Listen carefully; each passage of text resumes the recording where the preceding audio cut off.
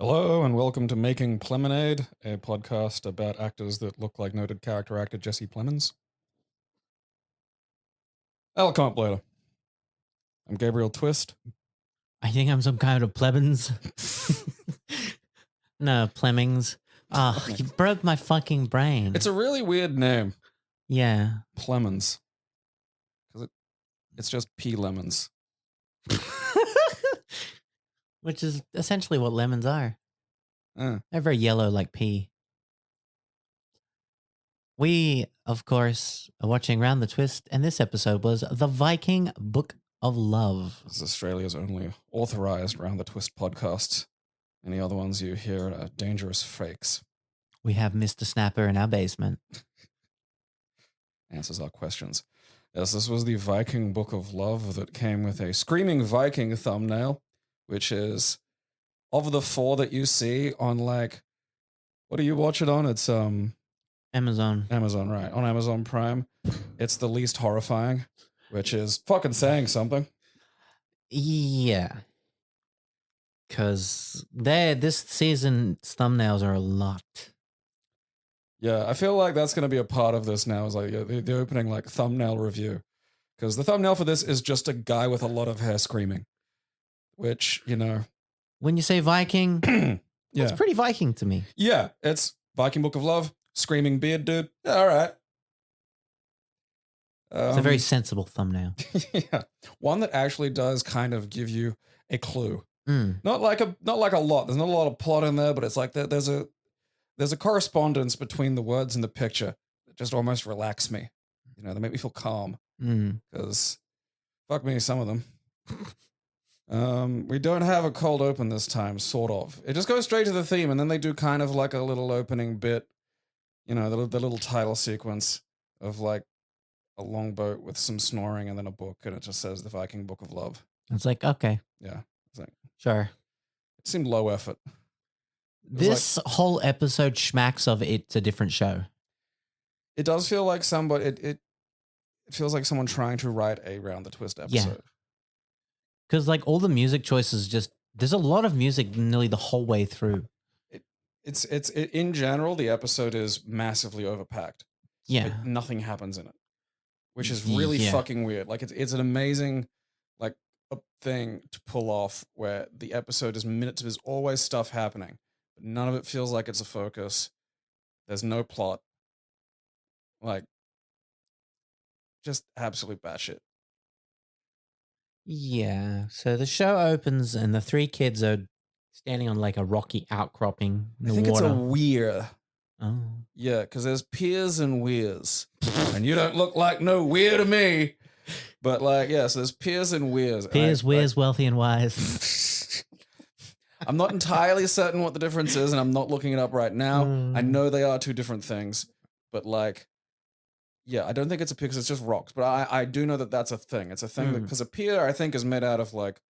It's got to be a fucking, more of a construction. And sometimes they have a little hut, and sometimes on Saturdays that hut will have a thing that sells ice cream. Fuck yeah. But yeah, this is just some rocks, but arranged in a fashion that humans are wont to do. It sticks out into the fucking water a notch. Yeah. And yeah, fucking the kids are out here acting like this is season 1 and 2, and this shit's been getting set up for ages. When it fucking hasn't been.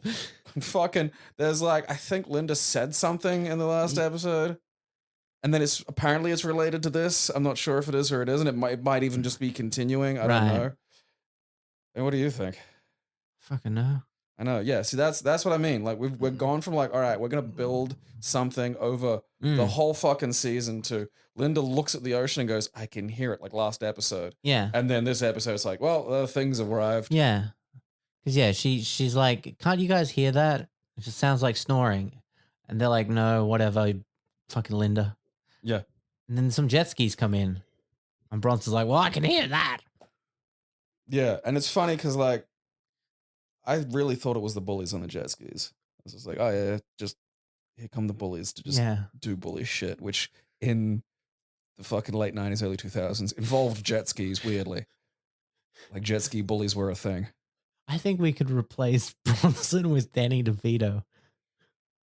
And vice versa. Like, Yeah. I think a small ginger child playing Frank would be And a the great main update. reason is because I watched Goldmember recently, and just I always forget at the start that it goes Danny DeVito as Mini Me, and it just goes, "Hey assholes, I'm Mini Me, come get me." I do love any impression that's just someone screaming who they are. This is always really funny to me. Yeah, so I've just been imagining Danny DeVito in like nearly every possible role, as long as they're short. Yeah. So. Not even that.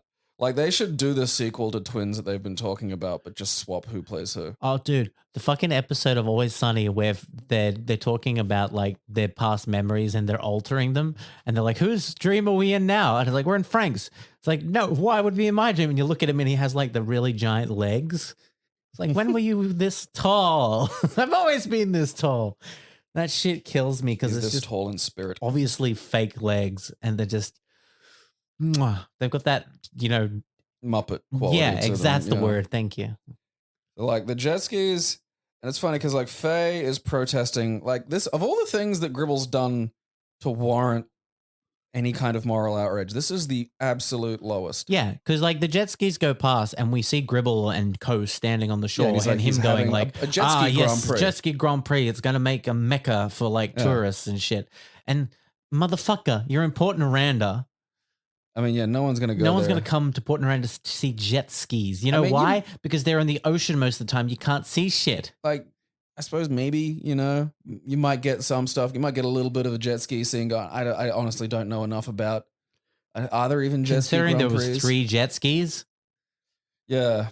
I suppose like there was Wave Race, so there must be enough jet ski Grand Prix for that. Welcome to Port Noranda. Someone hack that into fucking Wave Race. You could actually, like, someone go to fucking the town with lighthouses, fucking map me a course, make it real, make it happen. We do need that at least for like maybe Dead by Daylight. They could have Bronson be a killer. Jesus It's just all of his things don't kill you, they just annoy you until you kill yourself. So yeah, and then Faye's there, and she's like, "Oh, Gribble, you won't get away with this, blah blah blah. I'm gonna stop the jet skis." And it's not like oh yeah, the jet ski Grand Prix just goes through like a fucking bird habitat or something, like which they could have easily done. They could have just had him. Oh yeah, I'm gonna bulldoze this fucking like rare dolphin sanctuary. It's literally down at the ocean. Yeah, they're just at the fucking beach, it's bothering no one. Nothing's going on. Yeah, it is the one. It's like I'm completely on Gribble's side. He just wants to have a fun event at his miserable port town, and fucking Faye's throwing a tantrum. And they didn't go to any effort to make him look like a dick. I don't like this Faye. Because old Faye never did shit like this. She went along and helped with things, but she never was the instigator. And it just doesn't suit the rest of her character. Well, especially because that was Linda's job. Yeah. And that also makes much more sense coming from Linda. Yeah. Because you can have a kid be this way and it won't like make them look dumb because they're a child. They're really fucking, they're just naturally not going to think about all the different ways that life can crush you. And having like, because Faye's like living at the lighthouse now. Yeah. So she's like been promoted to main character and they just haven't had a clue how to fucking deal with that. Yeah. I mean, they really need to just kind of like split the Tony duties. Because like you can have Tony be more bumbling Tony regularly and have Faye be like, what the fuck's going on and this is nonsense kind of character. Because having Tony like just go back and forth didn't make a lot of sense. No. So they could have one straight parent and one kind of goofy parent. Yeah. But like instead they kind of fucking give her like Linda jobs, and they start out by giving her a Linda job at something that is the least worthy of protest. At least like, oh yeah, we're going to have a puppy kicking festival, Yeah. Like it's easy to make Gribble do something cartoonishly dumb to make you hate him, to make you want to protest, and they don't bother doing that.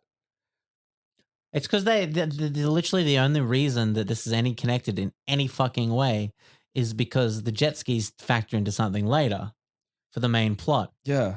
That's it. It's like, why do we need to get rid of Faye? What was the point of that at all? She could have just been a fucking side character in the background. Yeah, that's it. This is part of like the insane clutter of the episode. Is there's these things that you'd think might thematically connect to something if the episode spent 4/5 of a fucking second doing anything with those like plot points. Because we get a scene then of Tony and Faye essentially saying goodbye to each other for 2 minutes. Yeah. Of them going, oh, no, and she's like, I miss you. Oh. She's driving into town overnight to like lodge a complaint at like the fucking state council thing. Yeah. And like that's it. And it's like, okay, what? This is dumb. And this does bear like a vague bit of thematic connection to sort of the overall idea of the plot, which you'd think, considering the story is called Viking Book of Love. But that element takes up less time than probably the whole scene of like Tony going on about missing Faye. Because fuck, man, I don't know. We have to I preferred him when he was fucking emo dad. At least he had fucking nihilistic purpose. I do. Yeah, like this Tony does make me pine for the old days of threatening to commit suicide to his children, Tony. You know? Yeah. Like say what you will, but that was a Tony that like you could believe in. You know, there was a sense of real there. Yeah. You know? Like, yeah, he's gonna go be sad on a cliff. He feels like a Neighbours dad at the moment. I think he was at Neighbours. God, he might have been too. I gotta look he this feels shit like up. a Neighbours dad, but not even one of the focal ones. You know? Yeah. Like we're seeing like what I can only describe as really some of the worst of Australian acting. Like if you don't know what Neighbours is, it's one of Australia's longest running sitcoms. It's about it's a soap. Yeah, it's a soap opera, and the street is like they have a street It's where everyone about lives people on. who live on a street. Yeah. And I'll give you just one plot point that always blows my fucking mind. And there's an old character and his name is Harold. Yeah. Harold just disappeared one day. He walked into the water like Harold Holt. Yeah, like he vanished. He got swept away at sea and came back like 20 years later. Yeah, no, I remember that. I remember the return of Harold. Yeah, that was a huge deal because this was before you could just watch everything on the internet, and like Neighbours was on before The Simpsons. Yeah. And so I'd be smoking weed and watching Neighbours. Oh, that would have been fucking Christmas. Yeah, and so like, because like my grandma watched Neighbours. That was one of her like the two soaps that she watched was Neighbours and like fucking what was the one on at midday was like Young and the Restless. No, it might have been the other one. Bold and the Beautiful. Yeah. Yeah. And so she'd watch Neighbours and like I remember like, you know, there being no Harold, and then there's this and the thing is he came back, he was just like a postman working at a post office nearby, and they were like, hey, isn't that Harold? And they had to like convince him that it was him and that he'd lost his memory and shit. Like it's some classic soap opera storytelling. Like he was literally like he'd gotten, I don't know, fucking brain damage and forgotten who he was, and then just happened to be a fucking working as a postie, fucking delivering letters or something, and then just went into the street. Like, hey, isn't that dude that used to be on this show 20 years ago? And then he was just back on. Like, they figured that out. And, like, after a while, he was just there again, and it didn't come up much. Yeah. Which is sort of nuts, because if I knew someone that happened to, that would be, like, I do think, yeah, okay, there'd be a point where I'm not mentioning it every day, but still, man, that'd be like, hey, remember when you were just, like, another guy for 20 years or some shit? Like, what happened to that guy? All right, so I was wrong. Tony was not on Neighbours. However, the latest Pete twist was also on Neighbours and Home and Away. Huh. Good for him. That's like the most successful a local actor can hope to be. Yeah, this is the path of career for young female actresses. Neighbours, Home and Away, music career. Yeah, like have somebody else write you a song based on a song that already exists, and then you do a music video about it. Because there are so many famous Australian like they usually actress / singers that have just gone that exact path. Some of them actually I think are actually musicians, and some of them are just like attractive women. Yeah, and they just give them a pop song, and that's you know, then they milk that for a little while, and I think they wind up doing reality shows in England. Absolutely, they do. They become weird hosts for weird shows. Yeah, because all of this shit's more popular in the UK than it is here. Like it's just the UK watches Home and Away and Neighbours. I think even Neighbours like finished, although apparently they might be bringing it back. I don't know. It's being brought back, yeah. Because Guy Pearce went back on it because that's where he started. Yeah, and like it's funny because they have a bunch of other like you know like Kylie Minogue started on Neighbours and shit, and she only showed up as like I don't know like a video or something, but Guy Pearce actually went back as his character from her and did like 2 fucking episodes because you know that man's real. He's fucking legit. Let's have a look. While you're doing that, so like as as Tony's lamenting Faye being gone overnight and just again dumping another unholy load of emotional work onto his children, the fog continues to roll in, and so Pete turns on the TV and the TV is not working, and then we get one of the great moments of this episode where Bronson's fiddling with the computer, and now it's not 1991. He was on a Boogers website. A what? Yeah, it was like boogersblasters.com or something. That might have been an actual thing back in the day. I mean, it looked like a page from that era. Yeah, this is literally 2000 internet. Yeah. like, which is still not the earliest, but like the last season was in 91, 90 and 91, and there was no internet then. Yeah. Like there were like telex machines and shit, which was just used by like receptionists. So Neighbours is no longer on broadcast TV, but new episodes are going to be put on Amazon Freevee, which is a ad-supported streaming service. So internet TV. Yeah, TV, but on the internet. But it's only available in the United States, United Kingdom, and Germany. Yeah. We don't why would you watch it? It's such a bizarre, again, like Home and Away, like, and it's weird too, because every fucking, like, how in Australia you have to be a type to watch these fucking shows? Yeah. Normal people in the UK watch like Neighbours and shit. Because like I had friends who'd like, lived in the UK for a while, and then they had like UK friends come over and visit. And we're talking like weird old punks and goths and shit. And one of the earliest fucking questions they'd ask when we were sitting down, like, watching TV, would be like, oh, what part of like Neighbours are you up to? It's like, yeah, and this, I remember this was in 2005, and I'm just like, what? Like, what? I don't watch fucking Neighbours. What the fuck are you talking about? You know what? I will fucking make us rich, and I will turn Neighbours into an anime. There is 8,900 episodes. Yeah. No, the soaps are a fascinating thing because there's so little like them. Like they are a 5-day-a-week fucking show. Some of these go for an hour. Yeah. Like some of them are 5 days a week, an hour of fucking TV 5 days a week. And it kind of explains like, people, anime fans will complain about filler episodes and shit. That's how these shows run. Like it is filler, Harold's back, filler. Like that's like every now and then something happens. And again, I say this as someone who's watched a lot of Neighbours and a lot of fucking Bold and the Beautiful and like most of fucking Passions. Yeah. It's like nothing. It's worse than Dragon Ball. Oh, 100%. Like there's not even charging up. Like there's there's similar amount of screaming. Charging. Yeah. There's a similar amount of screaming, but like Susan and Carl. Yeah. But like that's, and like Carl had an affair. And then they broke up, and then they got back together. I know too much of this shit. I've seen so much. I know. Like, that's the problem is, like, it all goes into, like, the stoned brain, which I don't remember because it's just in its own box. But then the second I start rifling through the box, it's all there neatly organized. I don't remember my 10th birthday, but I remember Neighbours. That should be a t-shirt. We'll put that on a shirt for you. I don't remember my 10th birthday, but I remember Neighbours. We'll sell it in Germany. We'll make a fucking killing. But, like, so... As Pete's lamenting the TV being broken, Bronson gets up and says, and this is the line, the internet's disappeared off my computer, which I love. And it has the best cinematic, like one of those sort of low zoom to faces. Yeah. And it was just...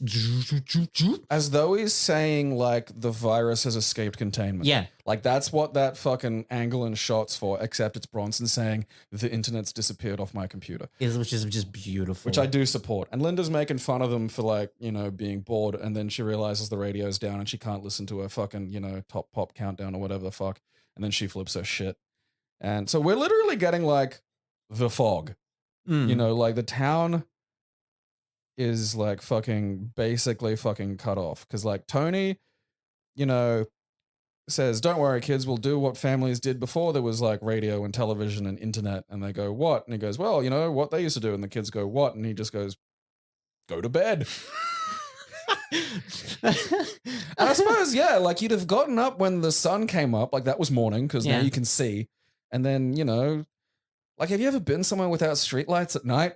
It's fucking like, dark. Yeah, it's just like, oh yeah, the dark. Because I've lived in the city for like 20 years. Yeah. And it's never dark. Yeah. Like ever. No. You go outside and it's just like fucking, it's almost bright sometimes. Yeah. And then sometimes you're out in the country or some shit and you walk outside and you're just like, I can't see.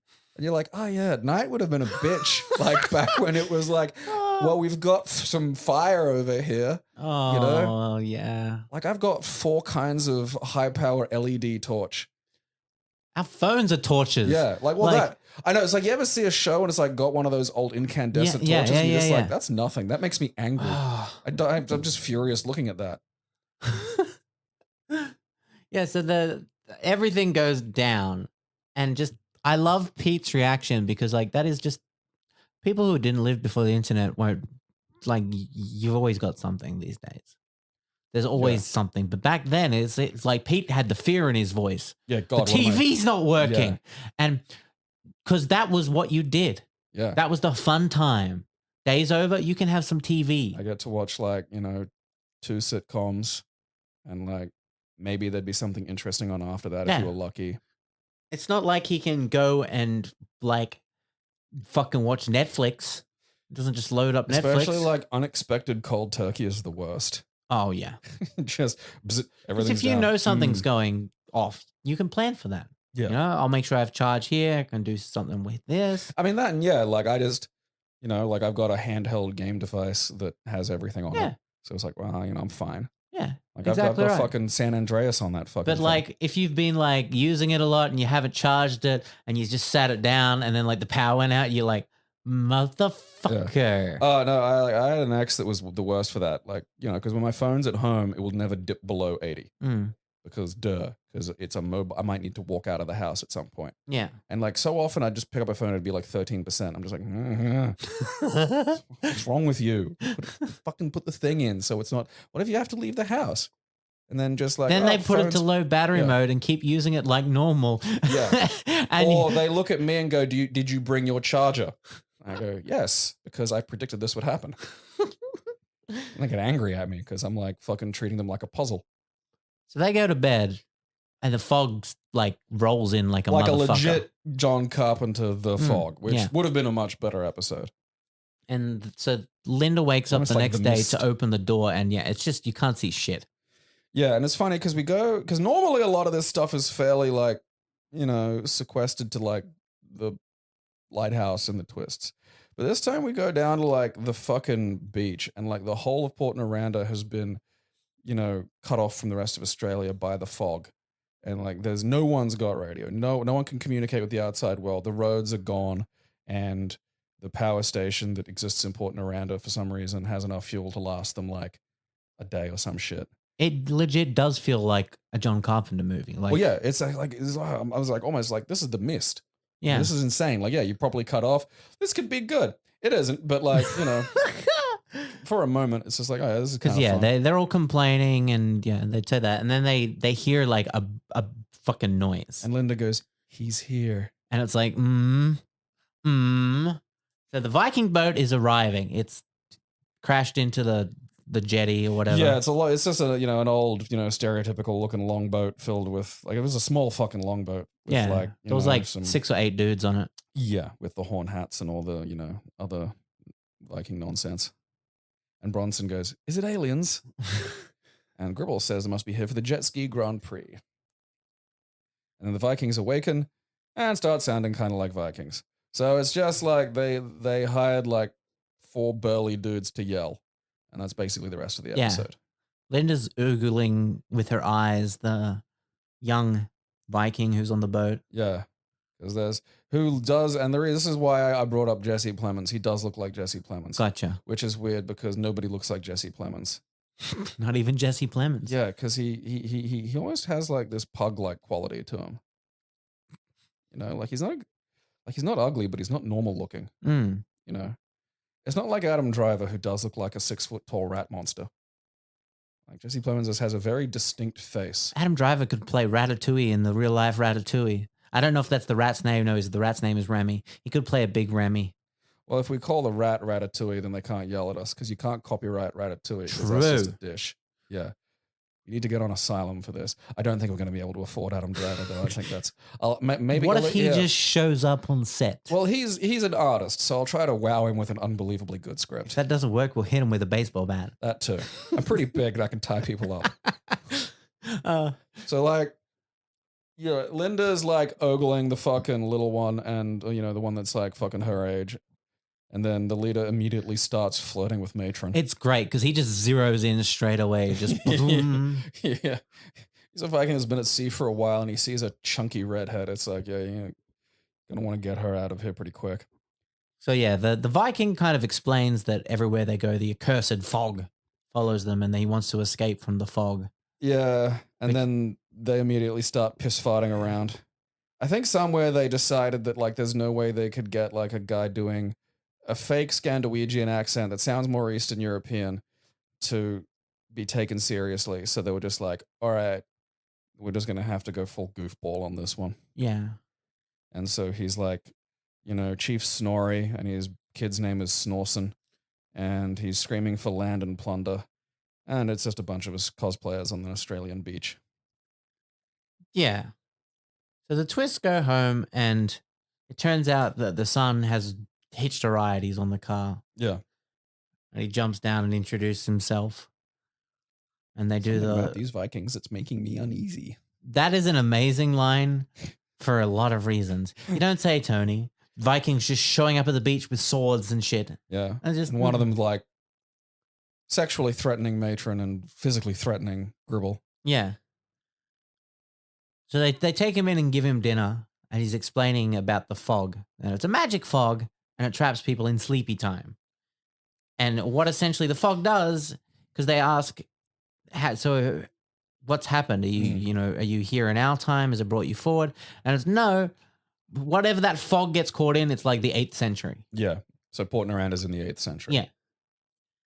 Which is a bigger detail than the episode needs, and they do absolutely nothing with it. They gloss over it so fucking quick. Because like that, we didn't talk much about that fucking scene where they arrive at the beach, because there's just nothing much to really talk about. No. But it goes for ages. It goes for so long. Like it's what the chief just is screaming about nonsense. Just goes on and on and on. He like threatens, he goes to fucking, perving at matron, to threatening Gribble, to perving, just back and forth. This goes for fucking ages, and it just eats up so much time. You get almost zero meaningful plot or development or anything, and that's kind of this episode. Is like all the time is hogged by like just this bellowing dude, in like a great metaphor for bellowing dudes, I suppose. And then they try to like squeeze in little bits of major plot detail here and there. Like, because it's not just called Vikings, it's called the Viking Book of Love, and that has probably the least screen time of everything. Literally. Because after this, we cut to the fucking Viking boy learning to ride a bike. Yeah, Linda's idea to keep the fucking Viking boy occupied is to fucking, he's on a bike. And he crashes, of course. Yeah. Gets back up, then crashes again. You don't see it, but it's got comical yells. It is weird how, like, the bicycle is such a recent invention. Because you don't think about it. It's not like a car where it's like, oh, yeah, you need to get, like, a fucking arrangement of chemicals and trap them in a room and make them explode. Like, you're going to power a fucking horseless carriage on explosions. That's just wizard magic.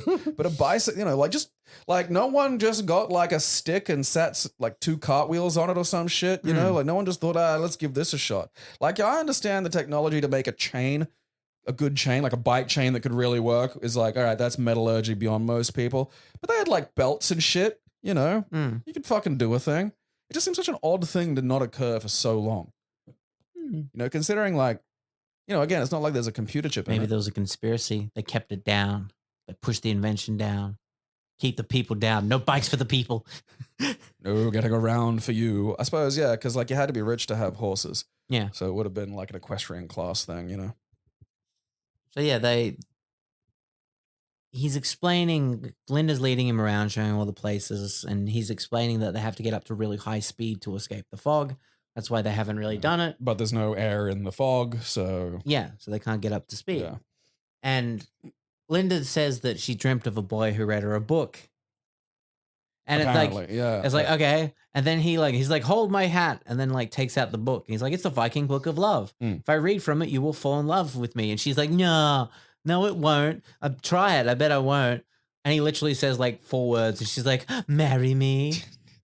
And this should have played a way bigger part in the whole episode. You'd think, like, again, this is literally the title. Yeah, this is the plot, and then it's just like, yeah, so like fucking, there's that, and then rather than I don't know do anything with that really, we cut to like Gribble has shown up with like the Vikings because the Vikings own Gribble and his wife now. And the bullies have shown up in their own little homemade Viking outfits and want to join the Vikings. Because they knock on the door and they open up and they're like, we've joined the Vikings. We're going to go plundering and pillaging. Yeah, we want to go steal shit. And it's so amazing because Mr. Gribble steps out and he's like bragging how he's the property manager for Chief's story. And he just goes, the Chief just looks up and goes, Harold is a slave to me. No, that was great. That's another, like, there's a lot of great just wackadoo lines in this one. Yeah, and this Gribble go, oh yes, I've been retained as the their chief advisor, and then just Snorri screams, Harold is slave to me. It's like, oh, that's great, so good. And yeah, they like he owns matron. And like, so Linda and Snorson announce that they're getting married, and Snorri apologizes because his son is weak and hasn't like cut any heads off or anything. Because that's like the thing. As much as Vikings have become a bizarre novelty now that they're not like a problem anymore, like it's funny watching them get all the edges softened off them. Yeah. It's just like, yeah, so like they're gonna address the fact that it's like, all right, yeah, they are kind of like just a pile of dudes, like basically a biker club that would show up at a beach and just ruin everything, kill and take. And yeah, now we're gonna have to have like, oh yeah, this guy doesn't like doing that, because we got to make him like not a fucking rapist maniac.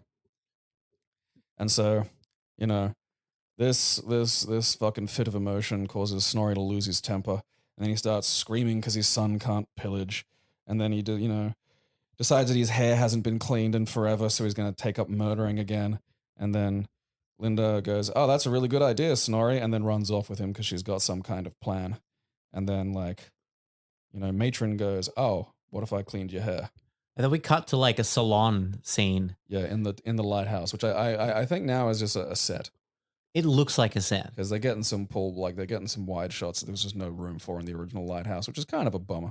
And they're all like talking about the hairstyles and giving the Viking stuff. They're doing a bit. It's like everyone's got the fucking chairs out and this is the part of the episode that annoyed me the fucking most, because we get through all the Vikings in the chair and we just get Bronson running into the room and going, "Hey guys, something is happening down at the wharf." Yeah, this is the episode thought it was more important to do like a Viking hairdo bit and set it up. Like, the hair thing was set up, Snorri was complaining about his hair. Like, and to do this whole long scene of like just a bit with them, pretending to be hairdressers and shit. Rather than like, have the two characters that are supposed to be in love spending time together and doing anything together. Yeah.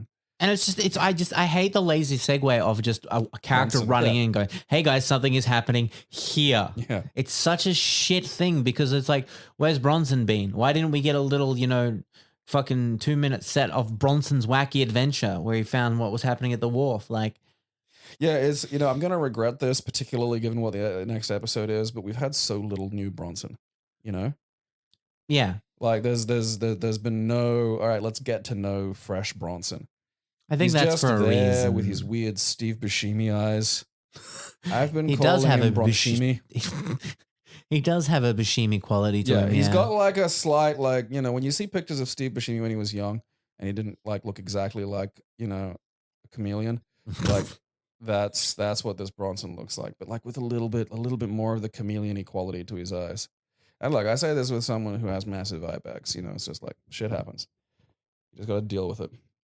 So we go to the wharf, and Linda and Snorrison show up on jet skis. They'll get some speed. I don't know enough about jet skis. I don't know if two could probably tow a longboat, maybe. I don't. Fuck it. I look. You ever been on one of those? I've been things? on a jet ski. Yeah. I love jet skis. I'm guessing they got some fucking oomph to them. They do, but I don't think they have the capacity to really tow anything, unless they've got the special engines in them, because the engine would be put under a lot of strain. I suppose, because there'd be like your fun jet skis, and then there are those longer ones. Whereas there are jet skis made specifically to tow. Right. Yeah. So I suppose it'd be like rescues. Like yeah, shit. Exactly. I don't know, but yeah. So they have a plan to get up to speed using the jet skis. It's like, oh, that makes sense, And so they just that's it. That's it. Yeah. They just start loading up the jet skis. They're just like, all right, well, let's get ready to leave. Matron's on the boat. So is Linda, because they're just taking Matron. And Tony shows up with the kids with a bunch of hair dryers, because Chief Snorri said he wanted a hairdryer earlier after getting his hair dried. And they're like, we'll trade you all of these and more in the truck for Linda. And then Linda just decides. Gribble's like, oh, what about my wife, please? He's like, can you throw my wife into the trade? Please? Yeah. So Linda goes off with Snorrison to talk. And this is the other part that bugged me. She's under a magical love spell. Maybe, like, that's the thing, is it's like she was horny for him before he read from the fucking book. Yeah, that's true. But like the magic sparkled over her face. But then and he says the poems in this book will make anyone fall in love if you read them. There's only 12 left. After that, they turn to curses. Yeah. Which is interesting. And I wonder, because that's the thing. He gives her the book. Says, you keep it. It'll always make you happy. Are we going to get this book used across the rest of the season? I mean, it better come up again. Like, it has to. You better get to curses. I mean, that would be nice. Fucking curses. Like, again, that would be at least, getting something out of this fucking mess.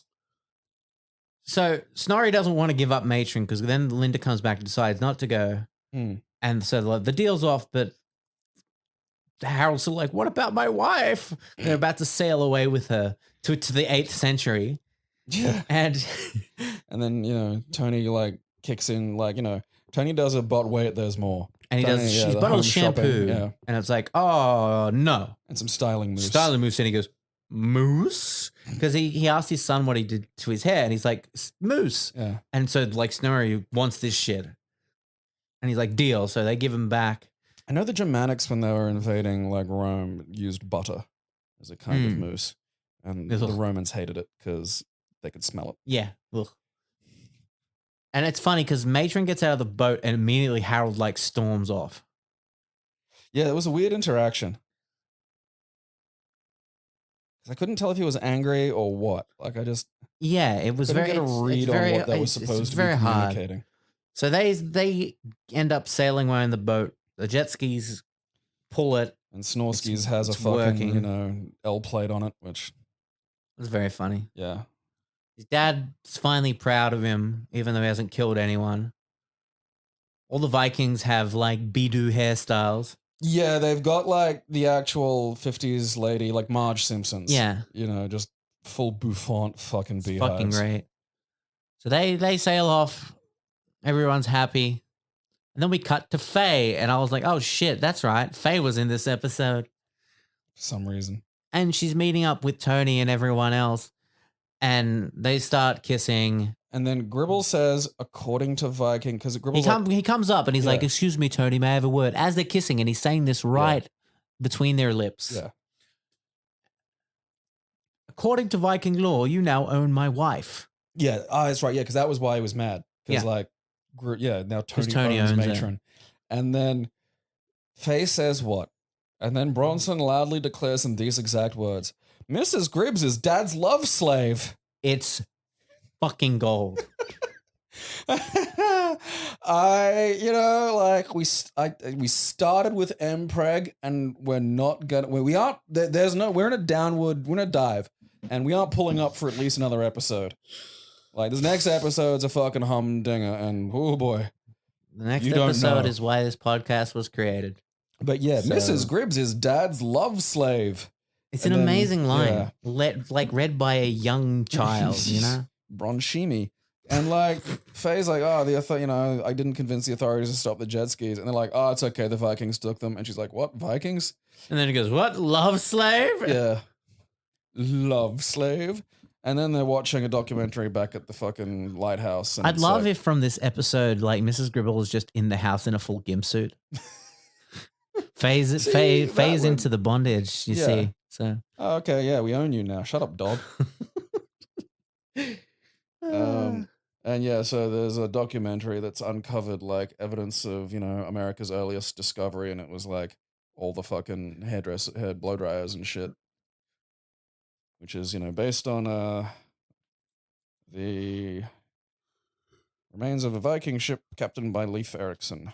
It actually got to North America somewhere. Yeah. Which is fucking crazy, like, because the Samoans and fucking, Tongans and all that would do that shit. Like, they just get in like a fucking glorified canoe and just go that way. And fucking had to hope for the best. Which is just such a mad thing.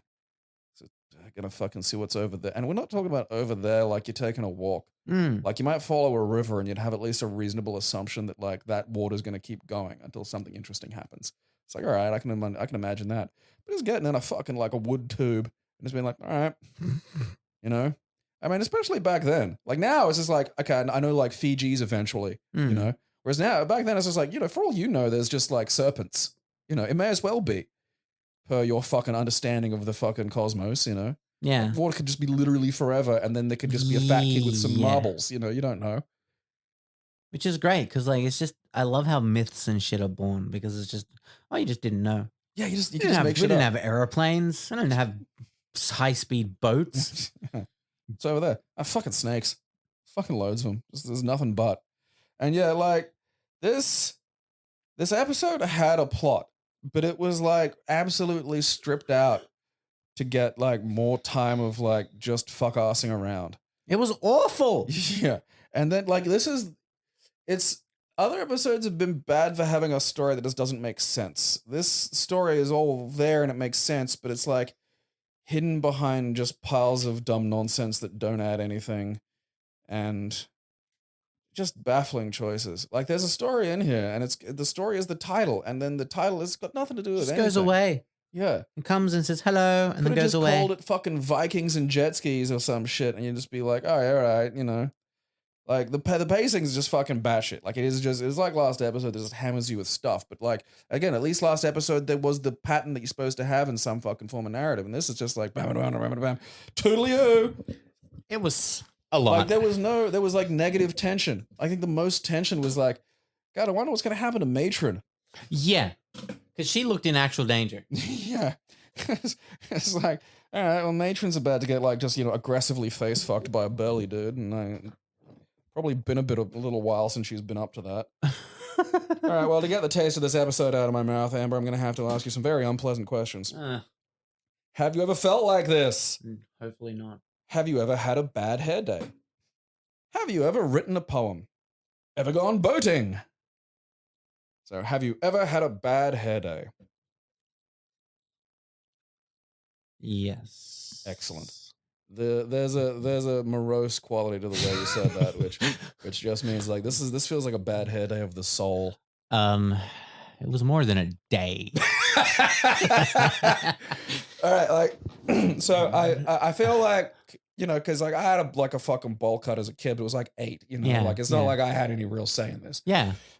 So I will say like unless it was like a hell bent a decision on your part to have like a shitty stupid child haircut, I'm gonna say if it's a kid haircut, we'll just. It was not a kid haircut. Oh, all right, excellent. So I decided to cut my own hair. Just great. When did you decide this? Let's frame. I would have been around between 22 to 24, I believe. Actually, no, wait. 21 to 23. That's funny. And that's very funny. I shaved my head. Like with a razor? Oh, well, not like with the clippers kit. Right, yeah. But immediately after all my hair was gone, I looked in the mirror and I'm like, I'm a criminal. Yeah. And it took a while to recover from that one because like I was like 67 kilos.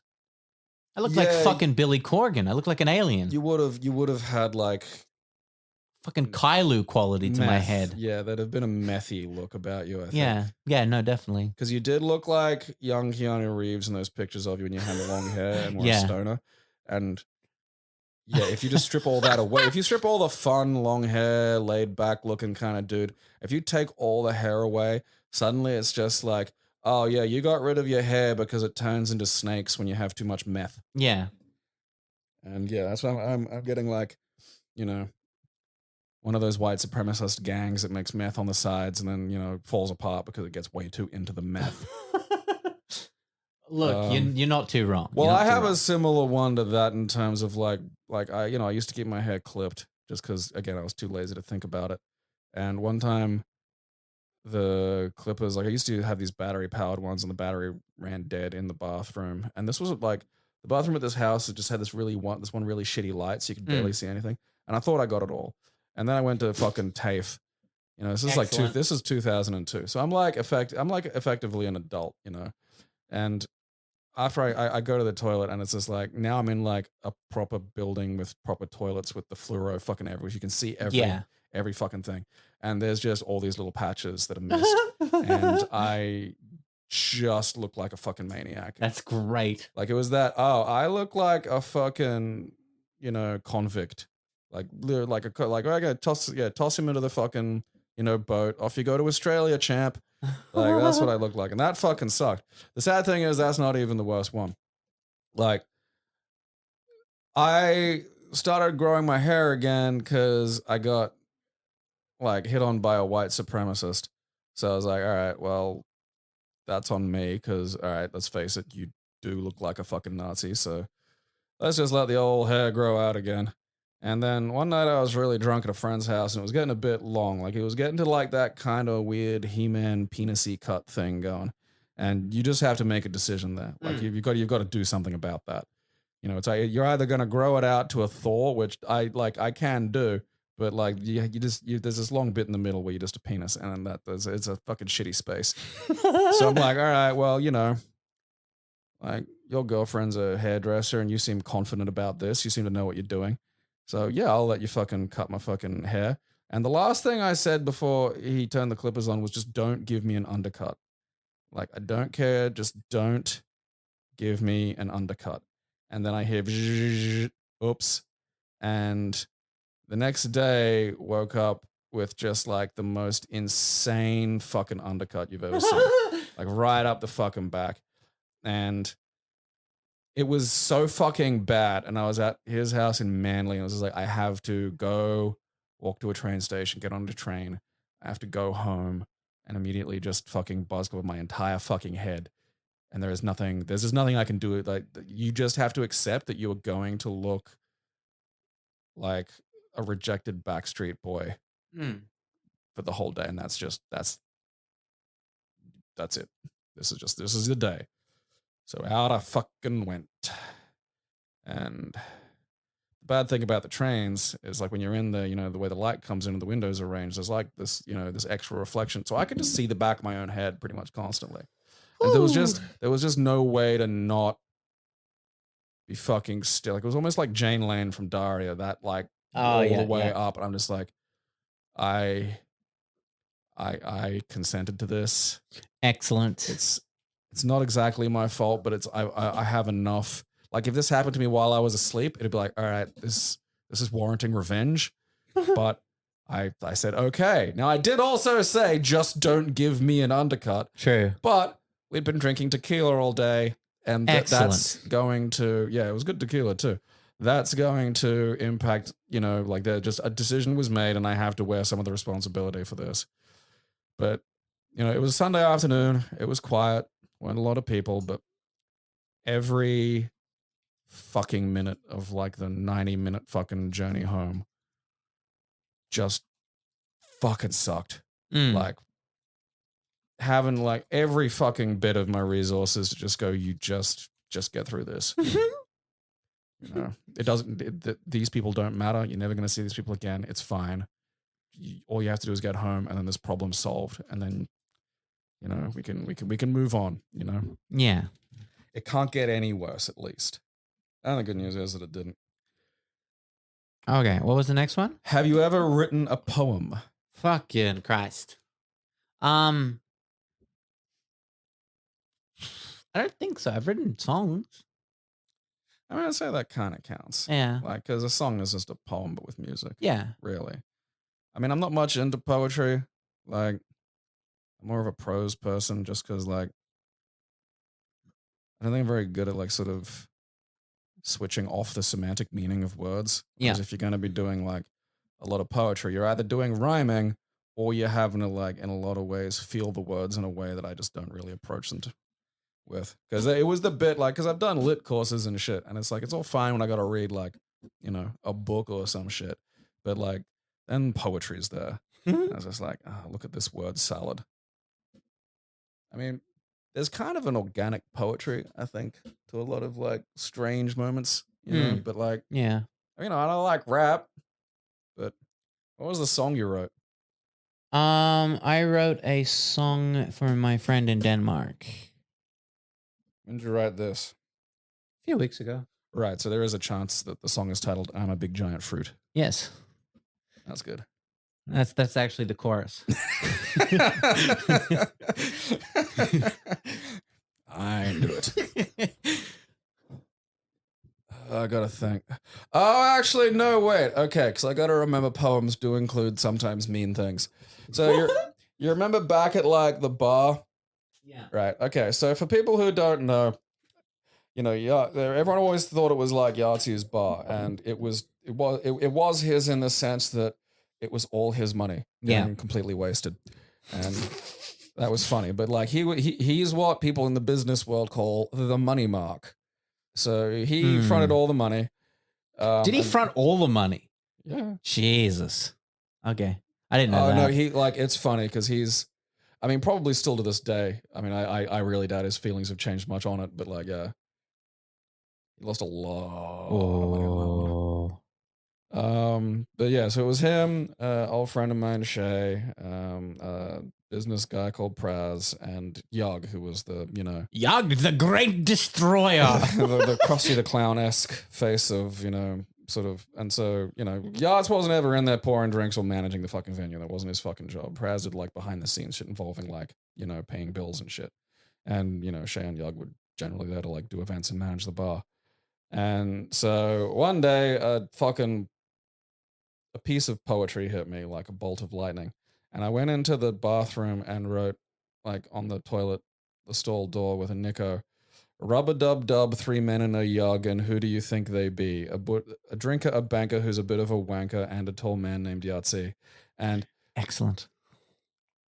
The gossip, that hurt so many feelings, and I don't even know why. Fantastic. And the gossip about where that came from was great because I managed to convince everybody that it wasn't me.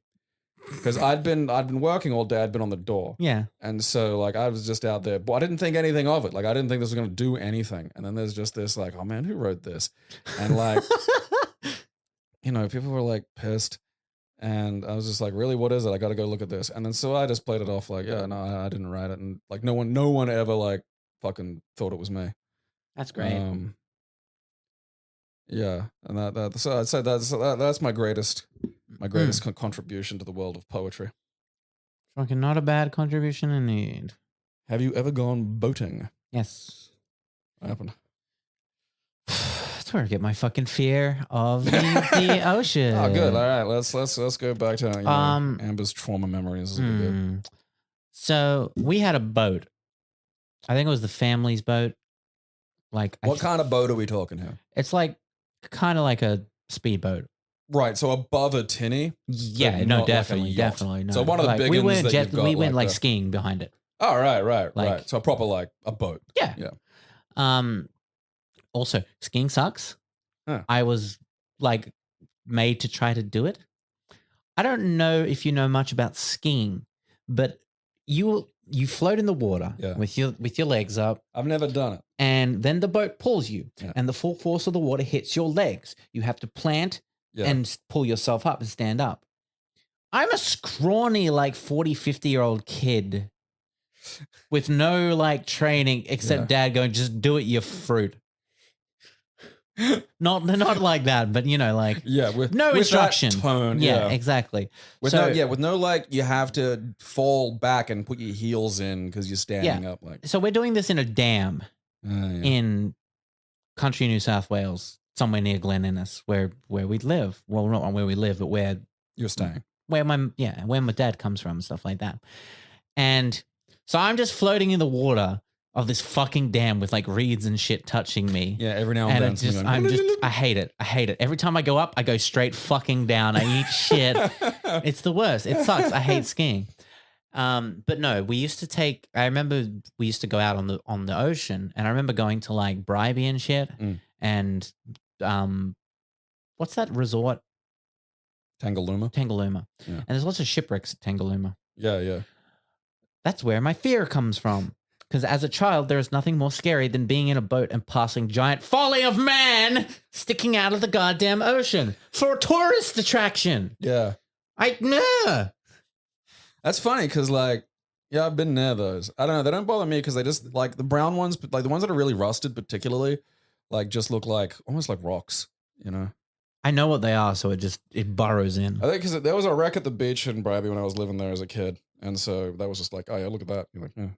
So I had enough childhood exposure to not be bothered by it. There are some things I think would like give me the willies like that, but like, yeah, nothing that bad. It's weird because like that level of boating is probably the boat amount I've done the least. Like I've been on like, ferries and like bigger boats, and I've been in like, surf skis and shit where you're just paddling canoes and kayaks and shit where you're just paddling around. I don't know. The one time, like I was on. So if you go on like Stradbroke Island, so like Bribey Island is like an island separated by like a passage, which is not fucking big. No. Like Pumice Passage is not a wide fucking thing. Like, so, it's got a bridge. You just fucking drive over the cunt. If you want to get on like Stradbroke Island, which is a fucking proper island, like you can kind of see it like from the thing. You need to get there's a big one of those big honking ferries where you can pull the cars on and shit. There's one of those that goes back and forward. But if you're not getting on a car, you can go on this fucking little, it's one of those like glorified tinnies. Like it's longer and it's got the little like hoodie that it wears. So you can act like it's a real boat, but it's not.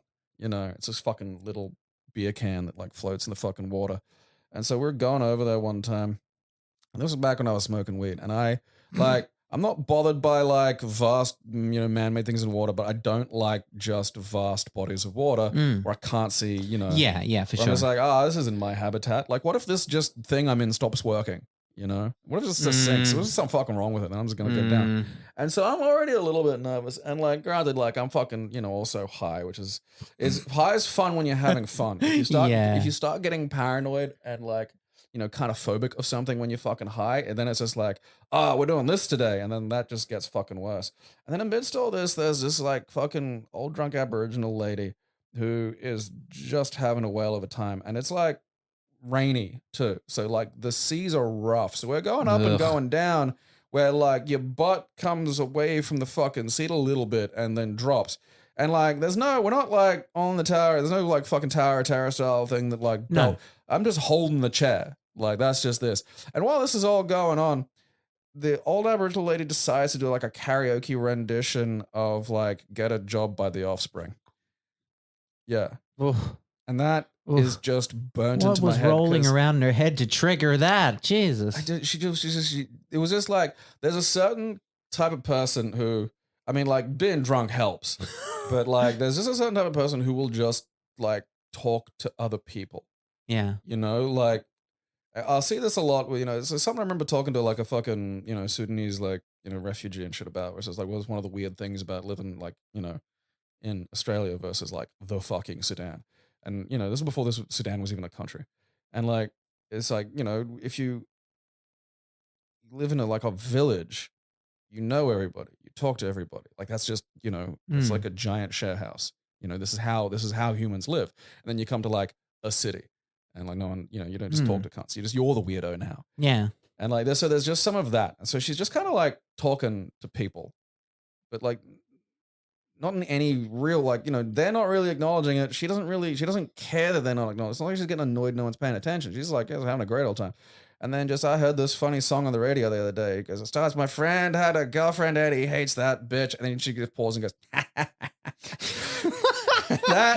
that while I'm like just clinging to this fucking boat seat thinking, is this like what I'm going to hear as I die? Like, That's great. Is this like the last thing? Like, is it just fucking shit? But yeah, it's just that. And like, I've never been on a jet ski. I've done a lot of paddle boating, but like, jet skis are fun. They're like motorbikes. You don't have to worry about crashing. Yeah, but that's exactly right. I know, like, it still fucking hurts if you come off into and like hit water hard. Yeah, but you just float up. Like it hurts less than coming off a motorcycle and hitting like a tree, removing your skin layers. Yeah.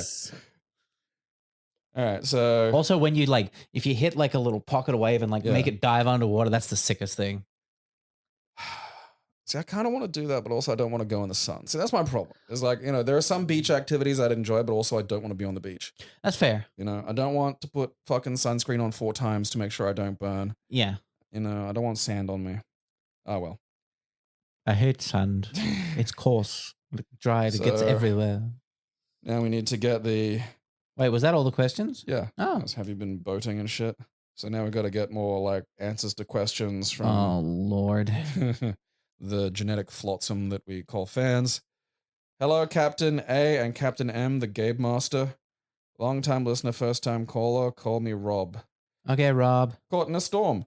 Multiple times on account of having to walk 2 kilometers through shelterless suburbia to and from school, but that's rather average. The worst, though, would be where at work several years ago, I'd volunteered to do a patrol shift. What? Oh, right. At the steel plant I do security at, thinking it would be a good change of pace from normally sitting on my ass in a glorified fishbowl they call a gatehouse. To my dismay, there was a particularly large storm rolling in that evening, whose approach I watched with dread. The raincoat I had on was not up to the task. The geniuses I worked for decided the best thing to do to water-resistant material is to perforate it with shitty company logos. I ended up soaked and having to spend the next hour between checkpoints with the car's heater cranked full bore to try and dry off, which, as it was summer and I was sweating like a nun in a cucumber patch, meant that the rain was replaced by sweat. The remaining 11 hours passed slowly. Didn't fucking put my hand up for that again and went and brought myself a proper high-vis raincoat. Ever needed a light? Probably went I was somewhere. What? Probably when, I'm assuming that's supposed to be, I was somewhere between 3 and 4, and my siblings locked me out of the house at night. Excellent. I tried to get back inside by circling around the house to the front, which left me with 2 choices. Going by the bitey bush on one side of the house and going through the pitch black shed. As my siblings' machinations had left me catatonically afraid of a fucking palm, of all things, I decided to go through the shed. This was a mistake. It housed my dad's hoard of salvaged tin roofing, which I cut myself stumbling around in the dark. This sounds like a,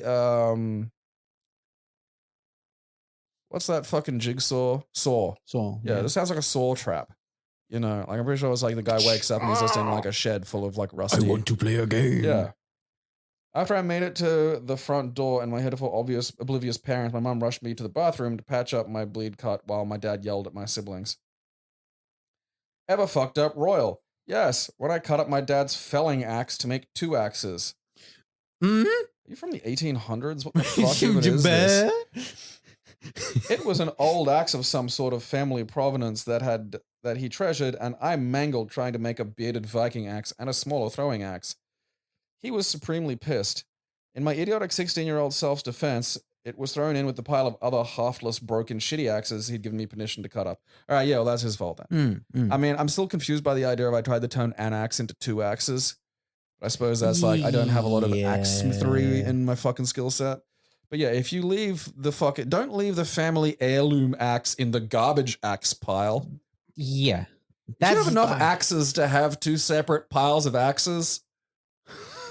That's a lot of axes. There's a lot more to this that I feel we're not getting. Mm. Like a family of fucking lumberjacks.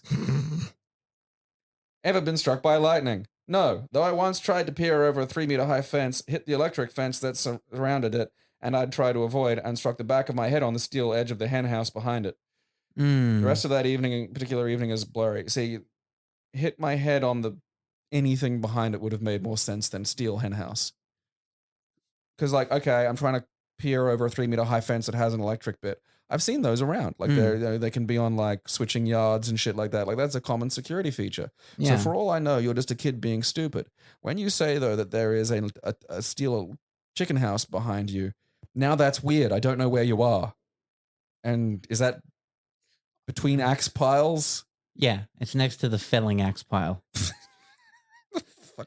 That was the family felling axe. Like, it's like mum with the good scissors. It's like, oh, you didn't mangle me good axe. I left all these fucky axes here for you to play with. I'm fucking obsessed with this. I have some answers for the previous episode, but if you don't want to know how I ended up with bruised testicles, please disregard. God almighty. It's like, that was deliberate, but there's a lot of accidental little like breadcrumbs here, and none of them, they're all in just a bizarre pile, and then I'm not following. I'm gonna guess the balls got hit with the back of a felling axe. No, there was a ball axe he got hit with. Oh, right. I'm a reenactor. Cue Gabriel monologue. I mean, it's explaining. Honestly, that is the least. I am a what? A reenactor. What so is that? Probably like a fucking medieval. Oh, right. Gotcha. Like, I mean, that explains only one of the axe piles, I'm afraid. Yeah. And going for a lot of the combat stuff. Great fun, many bruises. I once counted 43 after a weekend away.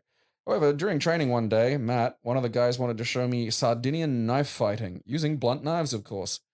This was different from what I normally pass for knife fighting that I was good at, as it was point-only stabs that counted and was done with an ice pick grip, which I was unfamiliar with. After a few bouts back and forth, he managed to stab me square in the balls.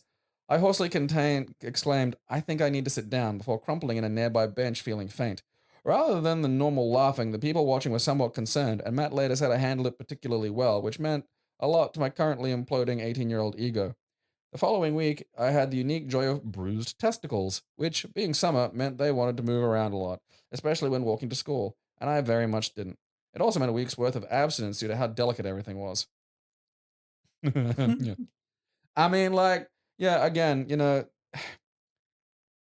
3-meter electric fence next to a steel chicken shed. Axe piles. Bruised testicle during Sardinian knife fighting. It's a lot.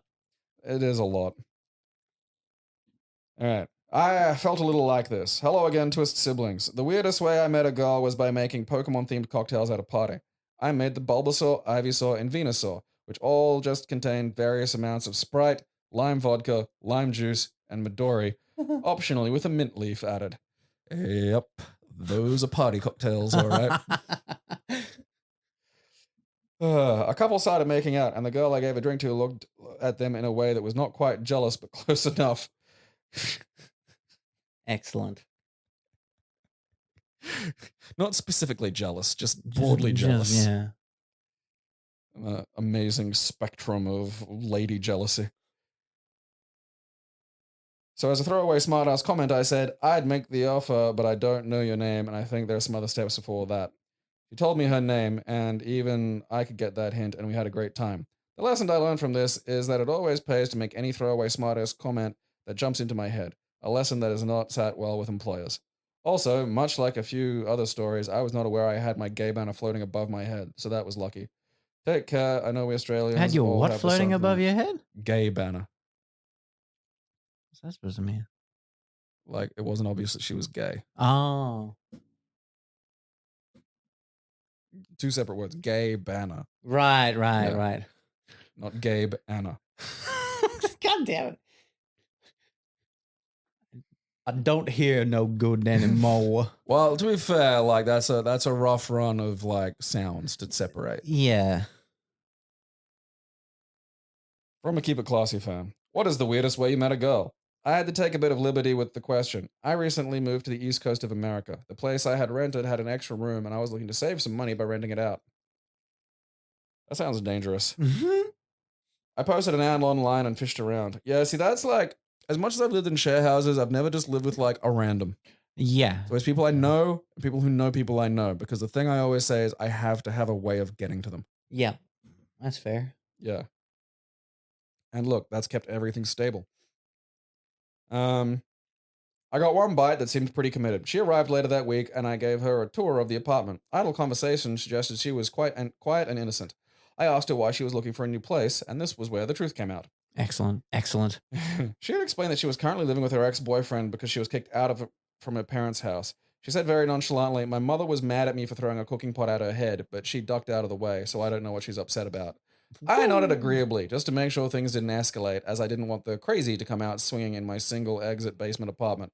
She eventually left, and I ended up closing the post, and just decided that paying a extra was worth the safe solitude. I expected a reply from her or some kind of communication on why it was closed, but she never reached out. Win for me, I guess. I mean, yeah. Yeah. You don't want someone throwing pots in your apartment. Not someone who considers I didn't hit you, so what are you mad about? Yeah. That's well, I don't know why you're mad. You still have one testicle. Like that's that's where that train of thought leads to. Definitely. Where were you told babies come from? Jesus, with no further explanations. Excellent. In our house, everything comes from Jesus. This milk, Jesus. Jesus this corn, milk. Jesus. Jesus squirting, just lactating. No. We're milking Jesus. This is the half and half of Christ. Yeah, genetically modified like Jesus with enormous teats being like, in one of those weird milking things they have set up for people who are into that sexually. And if people complain, just go like, what, you don't like Christ? It's like, this is important, all right? It's the milk of Christ.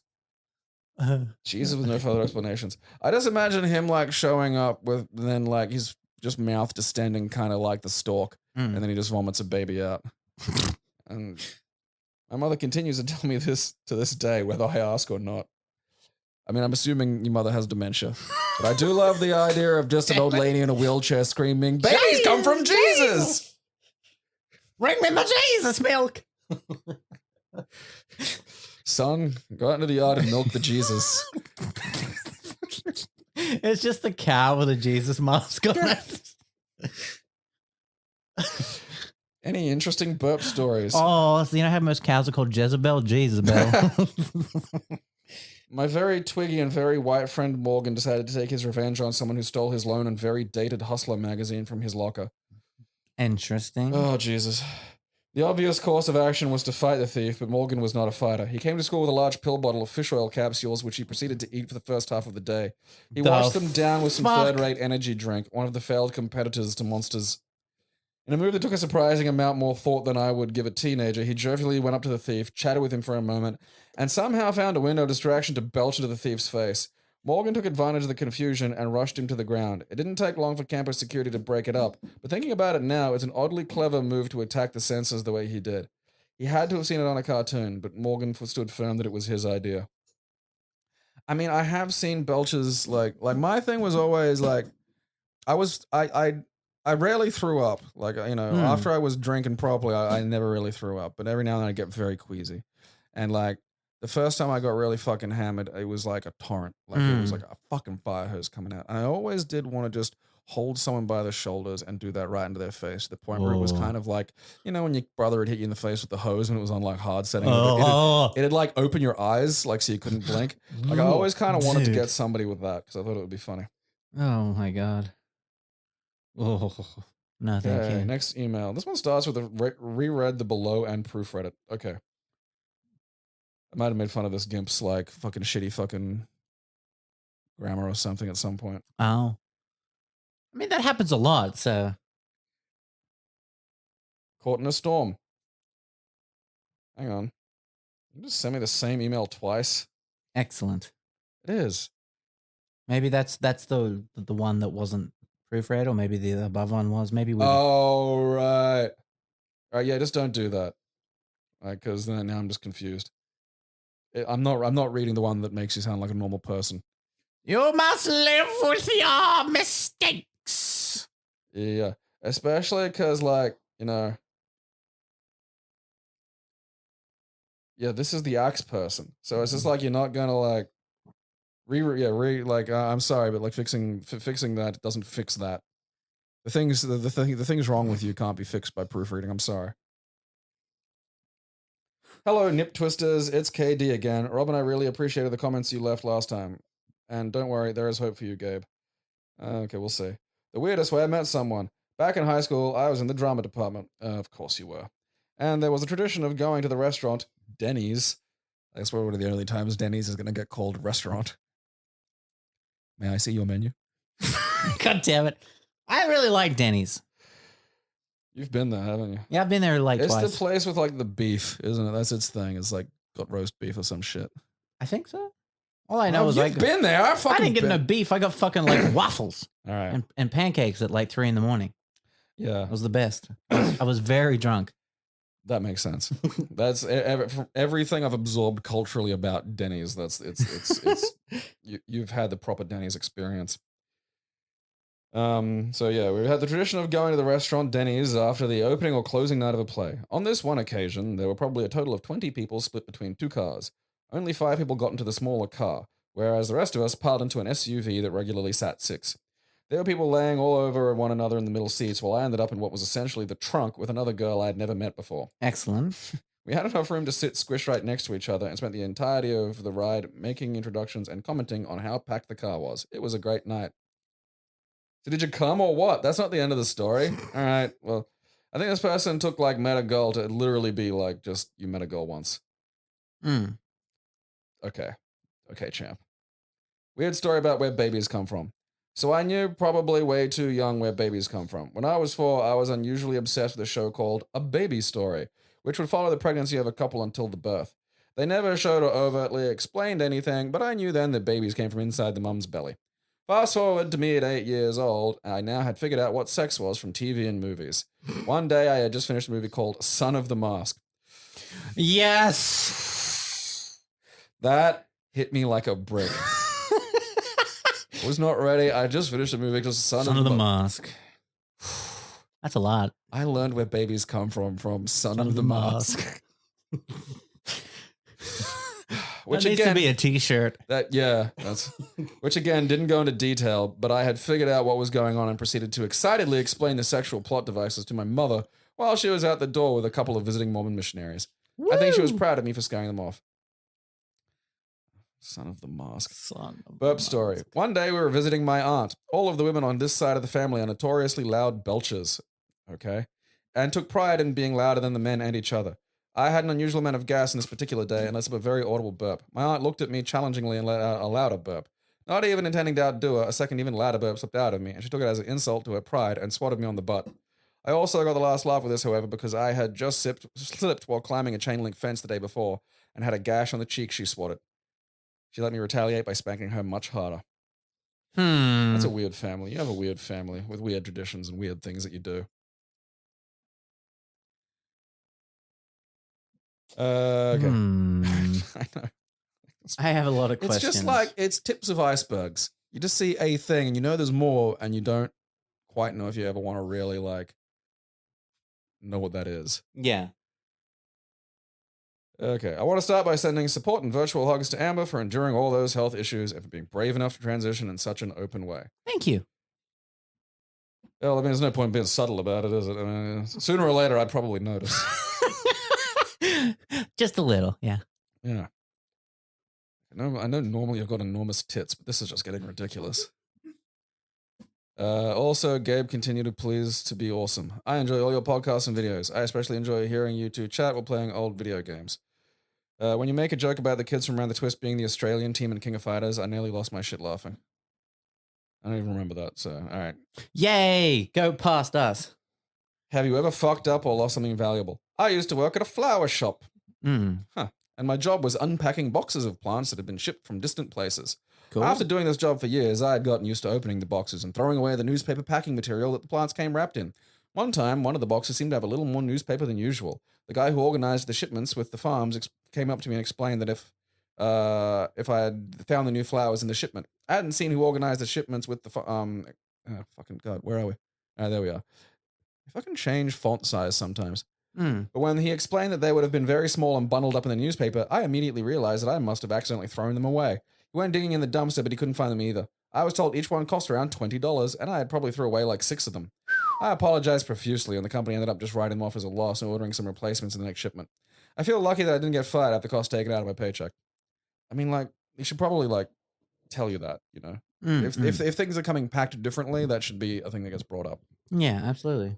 Have you ever been scared for no reason, or scared, but for a good reason? I was in the military when I was much younger, and spent 6 months in Afghanistan back in 2002. Alright, when you say this, I'm going to assume that you were 12 and fighting for ISIS. Or it would have been ISIS back in 02. It was pre-ISIS. And most of my fellow soldiers were terrified by the camel spiders.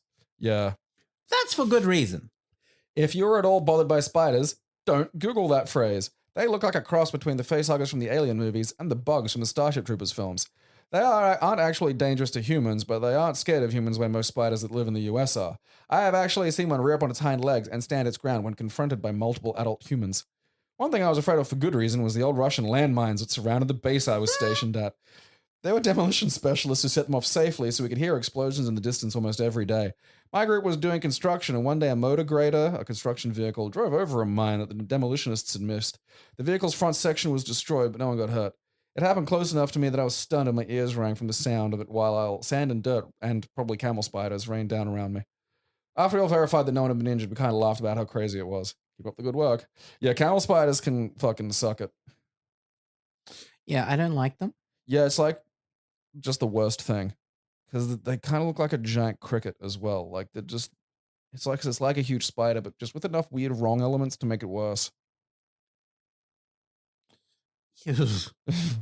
Hello once again, Amber and Gabe. Hi. We are so glad you enjoyed Pocket's story, and I'm sorry for another long one. My mother and my wife's grandmother have been friends for nearly 2 decades and have long thought that we would get, like, this one changes fonts in the fucking email. What's wrong with you people? Because we shared a great many common interests. My previous relationship ended with a particularly nasty breakup that left me with emotional pain and sent me into a deep depression. My wife and I first met at a function at which she had volunteered to help, coincidentally, just after she adopted Pocket. My wife almost immediately thought I was handsome, though she noticed the sadness with which I carried myself. Yeah, that shit's catnip for a certain type of woman. I'd be like, oh, look, I'm gonna fix him. I'll teach him to love again, just like in all the books I read. With both her ongoing college studies and my fear of being hurt again, though we enjoyed one another's company, it did not develop further. That changed without meeting again a few years later at a silent auction. That's weird. That's great. There's just all these little stray details in these things. It's just kind of odd, you know? My mother and my wife's grandmother conspired to reintroduce us over dinner. My wife's blue streak peaked hair piqued my interest immediately. But I lacked the self-confidence to say anything at the time.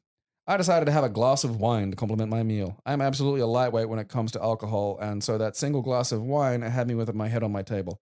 My wife looked at me and thought that I was the kindest inebriated person she had ever met and decided to break the ice with, "Want to see a picture of a baby emu?"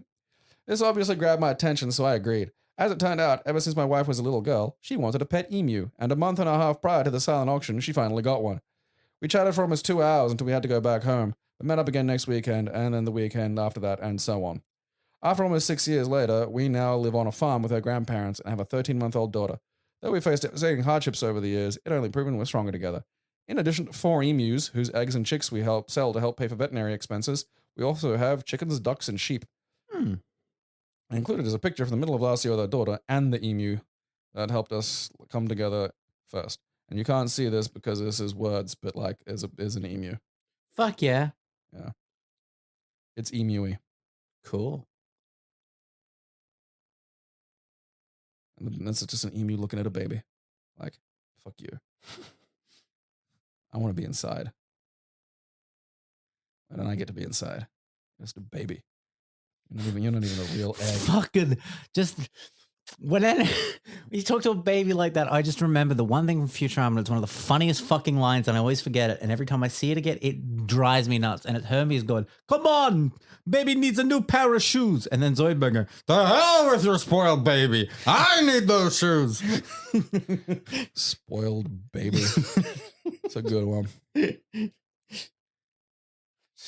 Always wanted an emu. They're a weird animal. Because, like, they're just like some fucking legs on, like, a comma. Like, they're just the strangest fucking shape. And the way they move is, like, just alien to most other things. They fucking scare me. Oh, my God. Yeah, like, they're relatively harmless. Like, they're not like the fucking cassowary, which is kind of a dick. Like, emus are, you know, like, you know, they can still pick fights and might try to kick you, but it's far, like, you know, I'm not going to be worried about an emu wandering around. I mean, it'd be kind of wild to see one in, like, the suburbs. But, like, you know, it'd just be like, wow, look at that. A fucking emu. Not, uh-oh. I better get out of the goddamn way. Yep, so that's all of our... Like, again, there's just so many little details. Like, what's our fan base? Well, there's someone with, like, who appears to be locked into an incredibly secure axe depository with some chickens, and you know, someone who's raising a baby as an emu, and you know, just a hodgepodge of characters. So if you want me to make fun of your shitty grammar and not read the edits that you make to fix it, send your answers to these questions to ihavefeltlikethis@yahoo.com. It's all lowercase. I have felt like this. Just one big long word, no spaces, no fancy punctuation, no emojis. And the questions for this week are: have you ever had a bad hair day? Have you ever written a poem? Ever gone boating? I feel like we're going to see some incredibly shitty poems. I hope so. Because the thing is, like, it only just occurred to me they can actually just send the poems. And I'm, fingers crossed, I got some real just embarrassing ones in there. Ones that are full of personal feelings. Excellent. Yeah, that I can just mercilessly and brutally mock. So remember, answer your questions at ihavefeltlikethis@yahoo.com. And I mean, I don't want to oversell it, but oh boy, next episode's going to be it's going to be great. So yeah, so stay tuned for that one. You're going to want to tune in. It is the episode of the season. Yep. I'm G Twisticle at Gabriel on Guard at Twitter. I am at Ambercules. And we will see you round the twist. Remember, when life gives you lemons, make lemonade.